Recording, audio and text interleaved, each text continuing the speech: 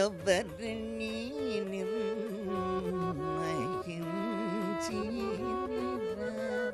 நிர்ணயம் நம்ம சொல்றோம் இல்லையா, எவர் நீ யாருன்னு நான் நிர்ணயம் பண்றது. உன்னை யாருன்னு நிர்ணயம் பண்ணாதானே எட்ல ஆராதிஞ்சிரா, நான் தெரிஞ்சாதானே உன்னை எப்படி பூஜை பண்ணணும், எப்படி ஆராதனம் பண்றதுங்கிறத நான் தெரிஞ்சுக்க முடியும்.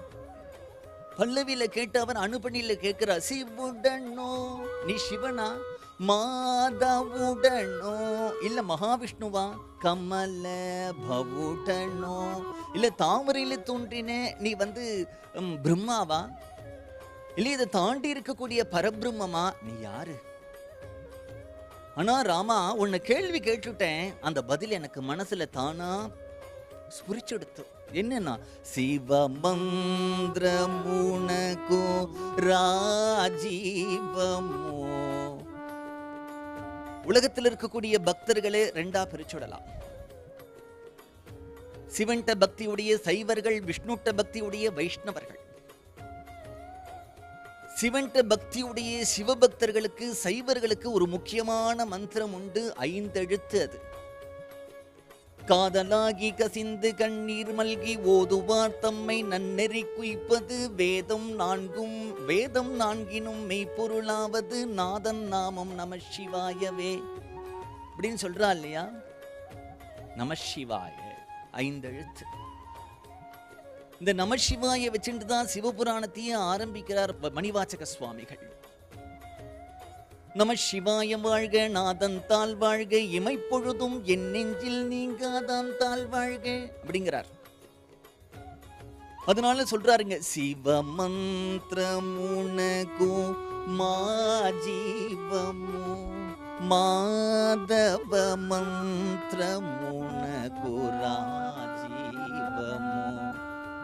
உலகத்தில் இருக்கக்கூடிய வைஷ்ணவர்கள் எடுத்துட்டா அவர்களுக்கு ஒரு முக்கியமான மந்திரம் இருக்கு, அஷ்டாட்சரம். நலம் தரும் சொல்லி நான் கண்டு கொண்டேன் நாராயணாவெனும் நாமம். நாராயணான்னு சொல்லக்கூடிய 8 எழுத்துக்கள் தான் வைஷ்ணவர்களுக்கு முக்கியமான மந்திரம். நமசிவாய தான் சைவர்களுக்கு முக்கியமான மந்திரம். அங்க தியாகராஜருடைய மனசுல தோன்றது இந்த நாராயணா நாராயணா நாராயணா அப்படிங்கிற மந்திரம் இருக்கே, அந்த ராவை எடுத்து பார்க்கிறார் அவர். இந்த நாராயணாலேருந்து ராவை எடுத்துட்டா என்ன, நாராயணால இருந்து ராவை எடுத்துட்டா நாயனா. நாயனானா என்ன அர்த்தம்னா கதி இல்லாதவன். அந்த மந்திரத்துக்கே அர்த்தம் இல்லாம போயிடுறது.